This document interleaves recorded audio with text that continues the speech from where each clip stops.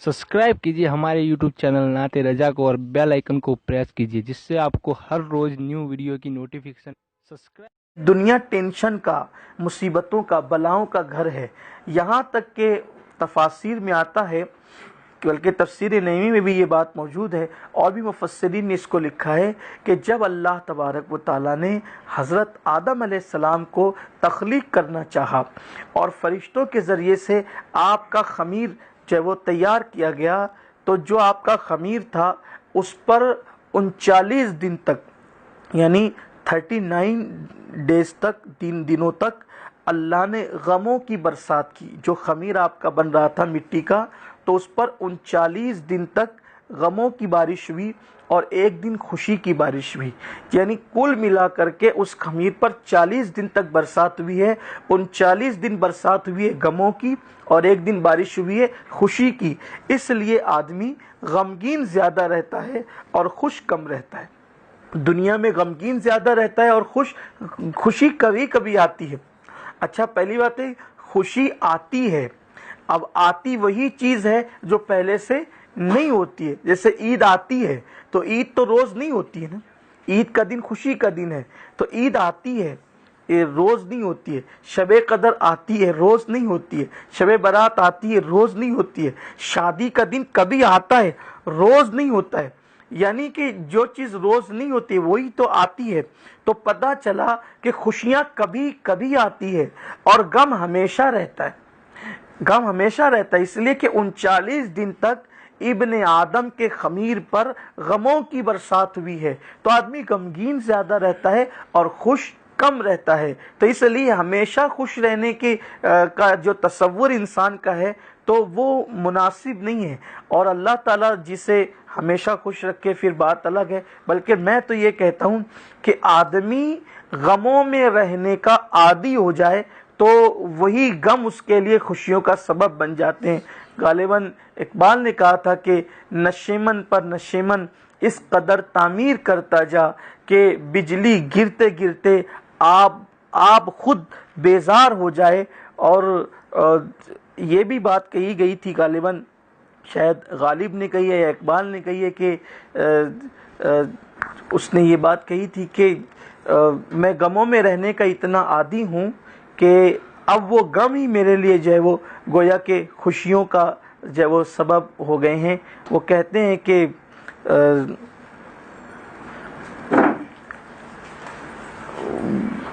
मुश्किलें मुझ पर इतनी पड़ी कि आसा हो गई, ये किसी का शेर है। बहरहाल जो भी है, तो इंसान अपने आप को आदी कर ले गमों में रहने का और फिर ये सोचे कि जो मैं गम में एक लम्हा गुजार रहा हूँ, इसका सिला मेरे अल्लाह ने मुझे देना है। मुसीबत में जो वक्त गुजारा हूँ, इसका अज्र मेरे अल्लाह ने मुझे देना है। एक बुज़ुर्ग का इंतकाल हुआ, तो उनके इंतकाल के 100 साल के बाद या 1 साल के बाद किसी ने उनको ख्वाब में देखा। 100 साल या 1 साल के बाद मुख्तलिफ लोगों ने लिखा है। तो अगर हम 1 साल भी पकड़ लें कि 1 साल के बाद उनको किसी ने ख्वाब में देखा, बहुत बड़े वली थे। पूछा कि ये बताएं कि जो कब्रें वो तो अंधेरे वाली होती है, सबसे ज़्यादा रोशन और मुनव्वर कब्र किसकी है?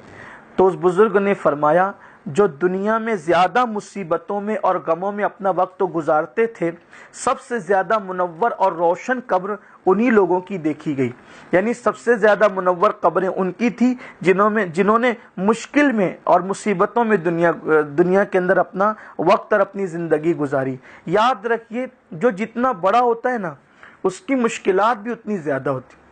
चाहे उसका इजहार करे या न करें। लेकिन असल फ़न ये है कि मुश्किल में रहकर इंसान अपनी मुश्किल किसी पर जाहिर ना होने दे, मुसीबत में रहकर अपनी मुसीबत किसी पे जाहिर ना होने दे। खुद हमारे आका सल्लल्लाहु अलैहि वसल्लम की ज़िंदगी, जो दुखी दिलों का सहारा है, जो दुखी दिलों के लिए मदावा है, जो ज़ख्मी दिलों का पर मरहम रखने वाली ज़ात है, शफ़ीउल मुज़निबीन रहमतुल लिल आलमीन ताहा व यासीन। हुज़ूर अलैहिस्सलाम की शान ये है कि सबसे ज़्यादा मुस्कुराने वाली ज़ात अगर दुनिया में कोई देखी गई है, तो हमारे आका मुस्तफ़ा करीम रऊफ़ुर रहीम सल्लल्लाहु अलैहि वसल्लम की ज़ात है। आप मुझे बताएं कि ज़िंदगी में हुज़ूर अलैहिस्सलाम पर कब मुश्किलें नहीं थी, कब मुसीबतें नहीं थी, बज़ाहिर गमों के बादल कब नहीं मंडला रहे थे। अभी माँ के पेट में صرف 2 مہینے کے حمل کی شکل میں ہے میرے آقا علیہ السلام، والد کا انتقال ہو گیا۔ آقا کریم صلی اللہ علیہ وآلہ وسلم اس شان سے دنیا میں آئے کہ ماں کے گھر میں چراغ جلانے کے لیے تیل بھی نہیں ہوتا تھا۔ حضور کی امی جان دیکھو، غربت کی بنیاد پر، غریبی سے خوف کھا کر اور فاقہ کشی سے نفرت کر کے خودکشی کرنے والوں سے میں پوچھنا چاہتا ہوں کہ غربت، کیا یہ ہم تصور نہیں کرتے کہ بظاہر غربت میں زندگی حضور کی والدہ نے گزاری، حضور کے خاندان والوں نے گزاری؟ آپ دیکھیے کہ آقا علیہ السلام خود فرماتے ہیں کہ میری ماں سوکھے ٹکڑے چباتی تھی۔ یہ کونین کے والی کی ماں کا حال ہے۔ آقا علیہ السلام نے ایک مقام پہ فرمایا کہ بھئی مجھ سے مرعوب نہ ہوا کرو۔ صحابہ کرام کی حوصلہ افزائی کرتے ہوئے سرکار کے فرمان کا مفہوم ہے کہ مجھ سے مرعوب مت ہوا کرو، میں اس ماں کا بیٹا ہوں جو سوکھا گوشت اور سوکھے ٹکڑوں پر اپنی زندگی کے شب و روز گزارتی تھی۔ جس کا بیٹا سراج منیر ہے، وہ اس گھر میں تشریف لاتے، اس ماں کی گود میں، کہ جس کے گھر میں چراغ جلانے کے لیے جو ہے وہ تیل بھی موجود نہیں ہوتا ہے۔ یہ حضور علیہ السلام کی والدہ کا حال ہے۔ پھر اس کے بعد آپ دیکھیں کہ یہ اس طرح سے سرکار ایک گویا کہ بیوہ ماں کی گود میں تشریف لاتے ہیں، اور وہ بیوگی بھی آج کل کی نہیں بلکہ آج سے کم و بیش 1400 سال بلکہ 1500 سال کا وہ دور بیوگی کا، حضور السلام کی والدہ کے وہ لباس اقدس اور وہ فاقہ کشی اور وہ کیفیت، کیا ہم اس بنیاد پر فاقہ کشی نہیں کر سکتے کہ حضور کی والدہ نے کیا، حضور علیہ السلام نے کیا، حضور کی شہزادی سیدہ فاطمۃ الزہرا نے کیا؟ کیا ہم اس بنیاد پہ نہیں کر سکتے؟ ہم آخر جو ہے وہ اتنے جذباتی کیوں ہوتے، اتنے بے صبرے کیوں ہوتے ہیں؟ اگر ہم یہ سوچ کر فاقہ کریں، بلکہ میں تو کہتا ہوں کہ جن کے گھر میں قدرت نے دولت دی ہے انہیں بھی فاقہ کرنا چاہیے، یہ سوچ کر کہ ہمارے آقا نے کیا تھا۔ ہمارے سرکار کی شہزادی کونین، ملکہ فردوس بری، مخدومہ کائنات، محفوظ عن الخطا، سیدہ فاطمۃ الزہرا سلام اللہ علیہ، آپ وہ شہزادی ایک مہینے تک، بلکہ کبھی کبھی 3 مہینے تک، جس کے گھر میں کبھی جو ہے وہ چولہا نہیں جلا، اور پھر شوہر کون ہے؟ شوہر مشکل کشا ہے، صاحب حل عطا اور مشکل کشا۔ بلکہ وہ جملہ مجھے ایک مفکر کا بہت خوبصورت لگتا ہے کہ لوگ مشکلوں سے ڈر جاتے ہیں، لیکن مشکل کشا علی کو جس چیز نے بنایا ہے، وہ مشکلوں میں زندگی گزارنے نے علی کو مشکل کشا بنا دی۔ یعنی جس نے ساری زندگی مشکل میں گزاری، آپ دیکھ لیں مولائے کائنات کی پوری زندگی دیکھیں کتنی مشکلات میں، تو مشکل کشا کی ساری زندگی مشکلوں میں گزر رہی ہے۔ اسی لیے تو لوگ مغالطے میں پڑ گئے کہ جس نے مشکل میں زندگی گزاری وہ مشکل کشا کیسے ہو گیا۔ بات تو یہی ہے، جب ذات کی بات آتی ہے تو مشکل میں زندگی گزرتی ہے، اور جب لوگوں کی بات آتی ہے تو پھر مشکل کشائی کے لیے ہاتھ اٹھ جاتے ہیں۔ تو یہ چیز ہے، ہم دیکھیں اپنے بزرگوں کی زندگی کو، تو پھر 6 سال کے آقا کریم صلی اللہ علیہ وسلم کی ظاہری عمر شریف ہوئی تو والدہ وصال فرما گئی، اور والدہ اس حالت میں وصال فرما گئی ہیں کہ حضور علیہ السلام حالت مسافرت میں، اگر 40 سال کا آدمی اور 35 سال کا کڑیل جوان بھی مسافرت میں ماں کی موت دیکھیں تو اس کے اوسان خطا ہو جاتے ہیں، لیکن یہ حضور کا صبر ہے، اور حضور علیہ السلام کا انداز ہے کہ 6 سال کی عمر ہے، اور اس 6 سال کی عمر میں حالت مسافرت میں یعنی سفر کی حالت میں حضور کی والدہ مقام ابوا پر دنیا سے کوچ کر جاتی ہے۔ اور وہ بڑا دردناک لمحہ کہ جب ایک 6 سال کا معصوم پیغمبر جو ہے اپنے ہاتھوں سے اپنی ماں کو دفن کر کے جب ایک کنیز کے ساتھ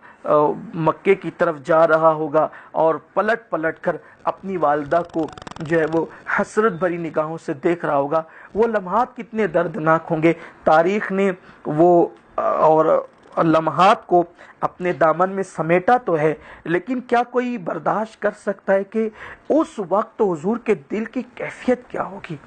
کہ پیدا ہوئے ہیں تو در یتیم ہے آمنہ کے، اور صرف 6 سال کی عمر ہی کیا ہوتی ہے؟ 6 سال کی عمر ہی کیا ہوتی ہے؟ اگرچہ ہم اوروں کی عمروں کو حضور علیہ السلام کی عمر شریف پر یا حضور کے شعور پر قیاس نہیں کر سکتے، لیکن ایک جذبات ہوتے ہیں انسان کے۔ 6 سال کی عمر میں ماں کا سفر کی حالت میں آنکھوں کے سامنے دم توڑ دینا اور دنیا سے تشریف لے جانا، اور پھر 6 سال کی عمر میں ماں کی قبر کھودنا، ماں کو قبر میں لٹانا ایک کنیز کے سہارے، اور اس کے بعد قبر بنا کر کے اس طرح پلٹ پلٹ کر کے دیکھنا اور کنیز سے پوچھنا کیا اب میری امی ہمارے ساتھ نہیں آئے گی؟ اس وقت تو حضور کے دل کا بوجھ، اس وقت تو حضور کے دل کی کیفیت کیا ہوگی؟ پھر اس کے بعد ابھی 10 سال کی عمر ہوتی ہے اور پھر دادا کا وصال ہو جاتا ہے، یعنی کہ 10 سال کی عمر تک حضور علیہ السلام نے 3 بڑے صدمے اپنی زندگی میں برداشت کیے، اور پھر اس کے بعد پھر مزید عمر شریف بڑھتی ہے تو پھر اعلان نبوت کے بعد پتھروں کی برسات، اوجڑی کا پیٹھ پر رکھ دینا، زخمی کرنا، پھر اس کے بعد 2 بیٹیوں کو کافروں کے بہکاوے پر ابو لہب کے بیٹوں کا طلاق دے دینا۔ وہ سوچیں ذرا، غور کریں، آپ کے ایک بیٹی اگر طلاق پا کر گھر آتی ہے تو باپ کے دل پر کیا گزرتی ہے، 2 بیٹیاں طلاق پا کر جب حضور کے گھر آتی ہے تو حضور کے دل پر کیا گزرتی ہوگی۔ پھر اس کے بعد جو ہے وہ رفیق حیات کا دنیا سے چلے جانا، پھر مشفق چچا کا دنیا سے رخصت ہو جانا، پھر اس کے بعد اپنا گھر چھوڑ کر، میں سمجھتا ہوں کہ یہ پوزیشن، یہ کیفیت کس پر آتی ہے؟ کون ان حالات سے گزرتا ہے؟ مکے کے کافروں نے ہمارے آقا صلی اللہ علیہ وآلہ وسلم کو اتنا ستایا کہ حضور اپنا گھر چھوڑ کر دار ارقم میں جا کر مقیم ہو جاتے ہیں، اور صحابہ کرام حضور سے ملنے آتے تو چل کر بھی نہیں آ پاتے، بلکہ گھٹنوں کے اور ہاتھوں کے کو زمین پہ رکھ کے چلتے ہیں کہ ہمیں چلتا دیکھ کر کوئی ہمارا پیچھا نہ کر لیں، حضور کو تکلیف نہ پہنچا دیں۔ 3 سال تک کے شعب ابی طالب کے اندر، اس گھاٹی کے اندر سوشل بائیکاٹ ہوا ہے، اور سوشل بائیکاٹ ہونے کے بعد کہ نہ کوئی چیز ان سے بیچی گئی، نہ کوئی چیز خریدی گئی، چمڑے حضور کے گھر والوں نے چبائے، درخت کی پتیاں چبائی۔ میں سمجھتا ہوں کہ اگر دنیا کوئی دوسرا انسان خودکشی کرتا ہے وہ بھی غلط ہے، اسے نہیں کرنا چاہیے، لیکن بحیثیت مسلمان اگر کوئی حالات سے جو وہ پریشان ہو کر کے خودکشی کرتا ہے تو پھر اس نے حضور سے لیا کیا ہے؟ آقا کریم کی زندگی سے اس نے لیا کیا ہے؟ سوچے تو صحیح۔ 3 سال شعب ابی طالب میں درخت کی پتیاں بچوں کو کھلائی گئی، آقا کریم علیہ السلام نے 3 سال گزارے، لیکن آقا کریم صلی اللہ علیہ وسلم کی زندگی میں دیکھیں، پھر اس کے بعد مکے سے اتنا ستایا جاتا ہے کہ مکے کو چھوڑ دیتے ہیں، پھر مکے سے نکلتے ہیں وہاں مدینہ منورہ میں، اور پھر اس کے بعد اسی سال جس سال ہجرت کرتے ہیں اس کے اگلے ہی سال جو ہے وہ معاذ اللہ بدر مسلط کر دی جاتی ہے، پھر 2 ہجری میں بدر ہوتی ہے، 3 ہجری کے اندر جو ہے وہ احد ہوتی ہے، پھر احد کے بدر میں کم و بیش 14 صحابہ کا جنازہ دیکھتے ہیں، وہ شہید ہیں، نوجوان صحابہ جام شہادت نوش کرتے ہیں، پھر اس کے بعد احد میں 70 صحابہ جس میں سے حضور علیہ السلام کے چچا حضرت سیدنا امیر حمزہ سید الشہداء اور جانثار، پھر اس کے بعد اسی طرح سے خندق، خیبر اور جنگیں، پھر اس کے بعد جو ہے وہ غزوۃ الاحزاب جو ہیں وہ ہوتی ہے، اس طرح سے، اور پھر پوری زندگی حضور علیہ السلام کی گزرتی ہے، اور مگر ان سارے معاملات میں بھی کبھی صحابہ نے یہ نہیں کہا کہ ہم نے حضور علیہ السلام کو اس طرح دیکھا کہ حضور کا چہرہ دیکھ کر یہ لگتا کہ حضور پریشانی میں ہو، بلکہ آقا علیہ السلام کا چہرہ ہر وقت یوں نظر آتا تھا جیسے کوئی گلستان کے اندر کسی پھول نے بس ابھی مسکرایا ہو، اور یا کوئی 14ویں کا چاند ابھی تمتماتے ہوئے جو ہے وہ بدلی سے نکلا ہو، بلکہ امام اہل سنت تو یوں کہتے ہیں جس کی تسکین سے روتے ہوئے ہنس پڑے، اس تبسم کی عادت پہ لاکھوں سر، اس تبسم کی عادت پہ لاکھوں، عادت کسے کہتے ہیں؟ ایک چیز جو کبھی کبھی ہوتی ہے اس کو عادت نہیں کہتے، جو ہمیشہ ہوتی ہے اس کو عادت کہتے ہیں، جو بے تکلف ہوتی ہے اس کو عادت کہتے ہیں، جس کا اظہار چاہتے ہوئے بھی ہو جائے اور نہ چاہتے ہوئے بھی ہو جائے اس کو عادت کہتے ہیں۔ تم گویا کہ میرے سرکار ہمیشہ یوں مسکراتے تھے کہ ان کے مسکراہٹوں سے مرجھائی ہوئی کلیوں میں جان پڑ جاتی تھی، اور غمگین لوگوں کو ایک حوصلہ مل جاتا تھا، بھئی جو دوسروں کو مسکرانے کا شعور دینے کے لیے آئے ہوں تو وہ کیوں نہ مسکرائیں۔ تو اب بتائیں کہ زندگی بظاہر اتنے مسائل میں، اتنے ٹینشن میں، اتنے معاملات میں، لیکن اس کے باوجود بھی لبوں پر تبسم ہے، اور ایسی تبسم ہے کہ دنیا کو تبسم کی خیرات دے رہے ہیں۔ اور جب بھی ٹینشن آئے تو اس وقت حضور کو یاد کریں، اور بلکہ اب مختلف ٹینشن کو آپ دیکھ لیں، جیسے مثال کے طور پہ اللہ نہ کرے کسی کا جوان بیٹا انتقال کر جائے۔ یہ بات فطری طور پر ہے کہ جیسے جیسے بچے بڑے ہوتے ہیں ویسے ویسے بچوں سے دل اور لگتا چلا جاتا ہے۔ بچپنے میں تو پیارے ہوتے ہیں، لیکن بڑے ہوتے ہیں تو امیدیں وابستہ ہوتی ہے، بڑا ہو رہا ہے، کمائے گا، بڑھاپے کا سہارا بنے گا، شادی کروں گا، دادا بنوں گا، یعنی بچے کی شادی کروں گا تو دادا بنوں گا، پوتے ہوں گے، پوتیاں ہوں گے، گھر کے آنگن میں پھول کھلیں گے۔ اللہ نہ کرے ایکسیڈنٹ ہو گیا، اللہ نہ کرے ایک انتقال ہو گیا، کتنا ٹینشن ہوگا۔ اب اس ٹینشن میں راحت اگر چاہتے ہو، سکون چاہتے ہو، تو یاد کر لو کہ میرا بیٹا تو پتہ نہیں نکٹا بھی ہو سکتا ہے، کانا بھی ہو سکتا ہے، چپٹا بھی ہو سکتا ہے، وفا بھی دار بھی ہو سکتا ہے، بے وفا بھی ہو سکتا ہے۔ ایسا بیٹا گیا تو اب غم بھول نہیں پا رہا ہے۔ کربلا میں تصور کر کے علی اکبر کی شہادت یاد، کہاں تمہارے بیٹے کا ایکسیڈنٹ اور کہاں علی اکبر